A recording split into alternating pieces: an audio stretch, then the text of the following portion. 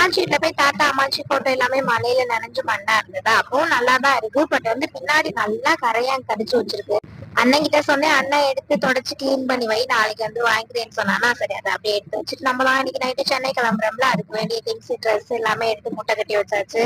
அத்தை ஒரு வேலையா செனவெளி போயிருந்தாங்களா, வரும்போது பால் பாக்கெட்டு போண்டா பச்சி இதெல்லாம் வாங்கிட்டு வந்தாங்களா. அப்படியே சுட சுட டீ போட்டு குடிச்சிட்டு அதையும் சாப்பிட்டுட்டு அப்படியே நம்ம கிளம்ப ஸ்டார்ட் பண்ணியாச்சு. நம்ம ஃபேமிலில நிறைய பேர் சிஸ்டர் சென்னை போகாதீங்க இங்கே இருங்க அப்படின்னு சொல்றீங்க. நோ செல்வா இங்க இருக்கோம், நான் இங்கதான் நான் இருப்பேன், செல்வா பின்னாடியே ஓடிடுறேன். நானும் மாமாவை யூனியன்ல பஸ் ஏற்றி விட்டாங்க. நாங்க நேர ராம்நாடு வந்தாலும் ட்ரெயின் ஏறுவோம், அதனால ராம்நாடு வந்தாச்சு. எப்பவுமே நாங்க ரொம்ப லேட்டா அவசர அவசரமா வருவோம்.